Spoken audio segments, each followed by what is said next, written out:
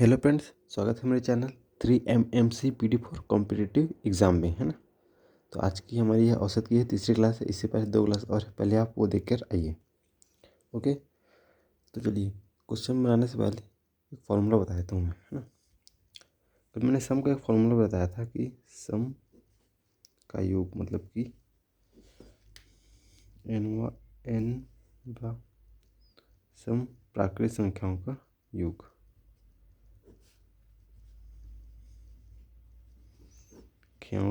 योग। तो मैंने बताया था कि n+1 ये फार्मूला से जो है औसत का क्वेश्चन नहीं बनता, लेकिन बनता है थोड़ा सा उसमें कुछ अलग से, और हमें गोटी खेलना पड़ेगा, है ना। उसको मैं बताऊंगा। पर आज विषम वाला पहले देखते हैं कि ठीक है। आज हम देखते हैं पहले विषम वाला, है ना। विषम प्राकृतिक के बाद मैं सम वाला भी बता दूंगा आपको। विषम सबसे ही बनेगा वो, है ना। वो घबराने की कोई ज़रूरत नहीं है ना। सॉरी, विषम को n² होता है। तो सोल्व करते हैं। तो प्रश्न देखते हैं आज कि 60 तक विषम प्राकृतिक संख्याओं का औसत ज्ञात करूँ। प्राकृतिक संख्या से पता है कहाँ से चालू होता है, 1 से, है ना। 60 तक विषम प्राकृतिक संख्याओं का योग, संख्याओं का क्या ज्ञात करना है आपको, औसत ज्ञात करो। ठीक है, तो हल। अब हमें क्या ज्ञात करना है, एन का वैल्यू ज्ञात करना है हमको। पहले तो हमको एन का वैल्यू नहीं पता कि क्या होता क्या है ना। तो एन का वैल्यू ज्ञात करने के लिए पहले एन का मान ज्ञात करने के लिए, एन का मान ज्ञात करने के लिए भी फॉर्मूला है। मान ज्ञात करने के लिए ज्ञात करना है, पहला काम ये करना है कि एन का मान ज्ञात करना है। उसके बाद इस फॉर्मूले में मान रखना है। योग वाला फॉर्मूला में क्या रखना है, फॉर्मूला में क्या रखना है, वैल्यू रखना है, है ना। फिर तीसरा काम क्या करना है, औसत का फॉर्मूला में मान रखना है। औसत का किसमें, फॉर्मूला में मान रखना है, ठीक है। तो सबसे पहले हमको क्या ज्ञात करना है, एन ज्ञात करना है। क्योंकि अगर 1 से 60 तक विषम संख्याओं की अगर बात की जाए, किससे, 1 से लेकर 60 तक, तो क्या होता है, 1 होगा, 3 होगा, कॉमन करके लिख दो ना, 5, 7, 9, 11, डेट कहाँ तक जाएगा, 60 यानी कि 59 तक जाएगा। 59 तक जाएगा, क्लियर है। 60 की बात तो नहीं होगा ना, 61 तो हो ही नहीं सकता, 59 ही आएगा कहीं। ठीक है, 59 तक जाएगा। तो क्या करना, एन का मान ज्ञात करना है। तो क्या ज्ञात करना है, एन का वैल्यू मान ज्ञात करना है। ठीक है, तो क्या ज्ञात करेंगे, अब एक फॉर्मूला होता है ना, प्रथम पद, नहीं फॉर्मूला लिख देता हूँ, ए धन n-1 डी।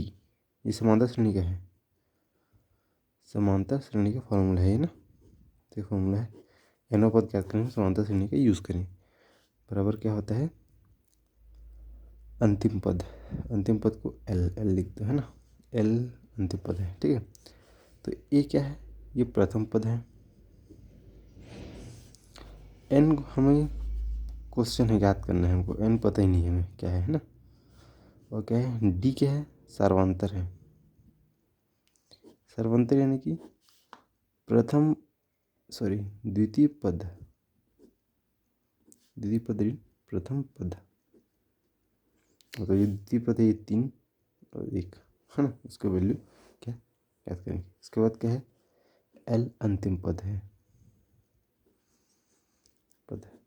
अब हमको क्या ज्ञात करना है, ये एन का वैल्यू ज्ञात करना है। इससे हम किसका वैल्यू ज्ञात करेंगे, एन का। ओके, तो क्या हो जाएगा एन का वैल्यू, देखते हैं। इसमें मान रखना है, तो क्या है, ए धन n-1 डी। अंतिम पद क्या है, 59 है, ठीक है। तो एल, तो क्या ए बराबर क्या बोला मैंने, प्रथम पद क्या है, एक लिख देंगे, धन n-1 है। n-1 को हम क्या करना है, हमें इनके वैल्यू को ज्ञात करना है। अब क्या आएगा, डी, क्या आएगा, डी क्या है, सार्वंतर है। द्वितीय पद ऋण प्रथम पद क्या है, डी है, सार्वंतर है। द्वितीय पद ऋण प्रथम पद, तो द्वितीय पद क्या है अपने पास, 3 है तो 3 ऋण 1, इसको अलग से भी लिख सकते हो, है ना। 3 ऋण 1 बराबर अंतिम पद क्या है 59। समझ में आपको क्या कि एक का मतलब क्या होता है प्रथम पद, n-1 हमको ज्ञात करना है, n का वैल्यू, तो n को कुछ नहीं करेंगे। डी क्या है सर्वांतर है, सर्वांतर यानी कि द्वितीय पद ऋण प्रथम अंतर, ठीक है। ये द्वितीय पद क्या है 3 है, प्रथम पद क्या है ऋण 1 है, तो 3 ऋण 1, 3 ऋण 1 है बराबर क्या है एल लास्ट संख्या 59। ओके, अब 1 धन n-1 हो जाएगा ये, और 3 में 1 गया 2 बचेगा, क्या हो जाएगा 59। ओके,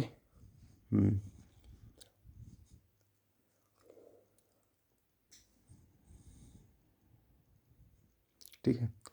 अब क्या होगा, ये 2 इसी अंदर गुणा होगा, 1 धन कितना हो जाएगा 2n ऋण 2 हो जाएगा बराबर 59 होगा, होगा कि नहीं होगा, होगा, है ना। अब क्या हो जाएगा 1 धन 2n 2n, एक कितने कटेगा ऋण 1 बचेगा क्योंकि ये बड़ी संख्या है ना, तो ऋण 1 इक्वल क्या हो जाएगा 59, क्या हो जाएगा 2n ऋण 1 ऋण होगा, ये क्या हो जाएगा 59। अब ये ऋण इधर जा क्या बनेगा, पक्षांतर करेंगे तो धन बनेगा, 2n क्या हो जाएगा 59 धन क्या हो जाएगा 1, पक्षांतर करेंगे तो, है ना, तो क्या हो जाएगा 2n बराबर कितना हो जाएगा, जोड़ेंगे तो 60, फिर n बराबर क्या हो जाएगा 60/2, तो n बराबर क्या हो जाएगा 30 आएगा ना, एकम तिया, ठीक है। n की वैल्यू क्या है हमके पास 30। अब ये फॉर्मूला यूज़ करेंगे, कौन सा फॉर्मूला मैंने बताया था आपको, ये फॉर्मूला यूज़ करेंगे। nवां पद जो है विषम संख्याओं का योग, तो यहाँ पर मैं बता देता हूँ मैं आपको, ठीक है। क्या है विषम संख्याओं का योग, तो क्या है nवां विषम संख्याओं का योग,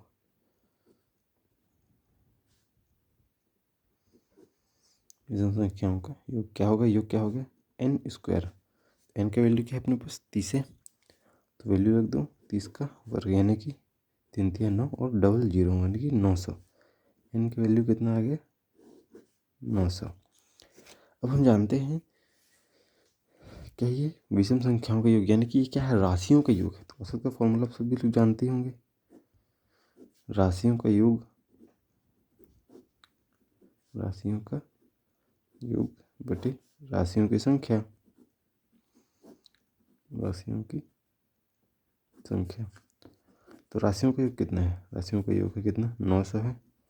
राशियों की संख्या अगर 1 से लेकर 59 तक जाएंगे तो लगभग 30 आएगा, आएगा ना 30, हाँ 30, तो ये कटेगा ये कटेगा 30, तो उसका औसत कितना आएगा 30, क्या आएगा 30 ही क्या है आंसर है, ठीक है। समझ में आपको क्या करना है औसत के लिए, देखिए छोटा सा क्वेश्चन है कि 60 तक जो है विषम संख्याओं का, देखिए अगर मान लीजिए कि 60 विषम प्राकृतिक संख्याओं को निकालता तो ये संख्या कितना हो जाता 60 120 में कन्वर्ट हो जाता, है ना। वही बताता हूँ ये क्या कौन सा वाला है, तक वाला है ना, कौन सा वाला है तक वाला है, एक सौ बताऊँ कौन सा वाला है, वो बिना तक वाला रहेगा। ओके, हाँ, तो ये तो समझ में आएगा आपको। पहले क्या निकाले हम, nवां पद निकालना पड़ता है हमें, तो nवां पद निकालने के लिए कौन सी विधि से निकालेंगे, ये समांतर श्रेणी के फॉर्मूला लगाएंगे, एक मिनट ना, समांतर श्रेणी का फॉर्मूला लगाएंगे, तो ये क्या है समांतर श्रेणी का फॉर्मूला है ये, इस फॉर्मूला से निकाले वैल्यू जिसमें एक क्या है प्रथम पद है, n-1 हमको ज्ञात करना है n का वैल्यू, है ना, और d क्या है अंतिम पद है। ये n जो होता है ना वो टोटल जो संख्याएं हुई है कितने नंबर के उसको ज्ञात करता है ये n, है ना, जिसमें अंतिम पद की जो नंबर होती है मतलब संख्या होती है ना उसको बताता है ये n, उसके कारण हमको n ज्ञात करना पड़ा।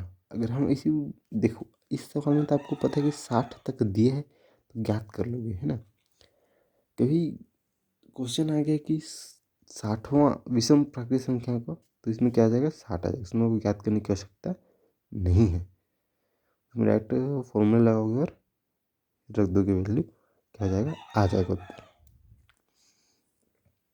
ओके, क्योंकि हमें इसमें क्या करना था कि 60वां पद है इस करके, अगर डायरेक्ट यहाँ पर दे दिया जाता है कि 60वां पद याद करो, है ना, तो डायरेक्ट निकाल देंगे। चलिए खैर उसको छोड़ो, उसको मैं बताऊंगा बाद में भी। क्या हो जाएगा फिर ए एन n-1 डी बराबर एल। अब इसमें वैल्यू को रख दो, ए n-1, ठीक है। 3-1 कहाँ से आ गया, सर्वांतर है डी, अंतिम पद ऋण प्रथम पद, डी है अंतिम पद ऋण प्रथम पद, अंतिम पद तो द्वितीय पद, द्वितीय पद 3 है, प्रथम पद क्या है 1 है। वैल्यू को रखेंगे, पुट करेंगे, उसके बाद क्या है 1 धन 2 ऋण 2 हो जाएगा, इसको अंदर गुणा करेंगे फिर 59 आ जाएगा। उसके बाद ये ऋण 2 है और 1 को दोनों को घटाएंगे तो कितना बचेगा, ऋण 1 बचेगा, क्योंकि ऋण क्या है, ऋण 2 क्या है, बड़ा है, इसलिए घटाने के बाद क्या हो जाएगा, ऋण 2 सॉरी 2n ऋण 1 बराबर 59 आएगा। उसके बाद इधर पक्षांतर कर देंगे को, तो ऋण है तो उधर जाके क्या हो जाएगा, धन हो जाएगा, यानी कि क्या हो जाएगा, आपस में जुड़ जाएगा। जुड़ जाने के बाद जो 2n है तो ये 2 क्या होगा, उसके पक्षांतर उसके बटे में चले जाएगा, बटे में चले जाएगा तो करते काटेंगे तो कितना वैल्यू हो जाएगा 30। उसके बाद nवां पद का वैल्यू होता है विषम संख्याओं का, उस nवां पद के वैल्यू में क्या कर दी, रख दी, तो कितना होगा n² हुआ, फिर 900 हुआ, उसका कितना हो जाएगा 30, ठीक है। इस तरह क्या है विषम बनेगा। तक कॉलम में भी अगर ये 60वां रहता तो किसके जगह क्या आ जाता, 119 आ जाता, इसके जगह क्या आ जाता 119, है ना। ये n को हम ज्ञात करने की जरूरत नहीं थी, डायरेक्ट इस फॉर्मूला में मान रख देते, है ना। क्या हो जाएगा डायरेक्ट 60 का वर्ग हो जाता, है ना, ठीक है।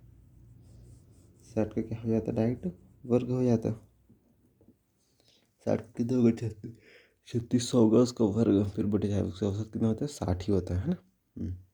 तो इस तरह क्वेश्चन आपको क्या है बनने, ठीक है। अगर सब में दे दिया जाए, सम तक करके n तक कैसे करके बोल दिया जाए, है ना, सब में, तो भी इसी बनेगा। पहले आपको समानता श्रेणी याद करने पड़ेंगे, उसके बाद ये वाला फॉर्मूला आपको लगा के इसको क्या करना पड़ेगा, बनाना पड़ेगा, तभी आपको जो क्वेश्चन क्या होगा आपस में सॉल्व होगा। ओके, तो आज के लिए इतना पर्याप्त है। कल इसमें से जो है, अब ये तीनों खत्म हो गए जो जो बताने थे मुझे, अब इसमें हम आगे अंदर घुसेंगे कि क्या है इसके अंदर में, कैसे है करके। ओके, तो आज के लिए इतना पर्याप्त है जी, धन्यवाद। अगर आपको कुछ वीडियो अच्छा लगे तो कमेंट में बताइएगा कि कुछ गलतियाँ हुई क्या मेरे से करके। बहुत बहुत धन्यवाद।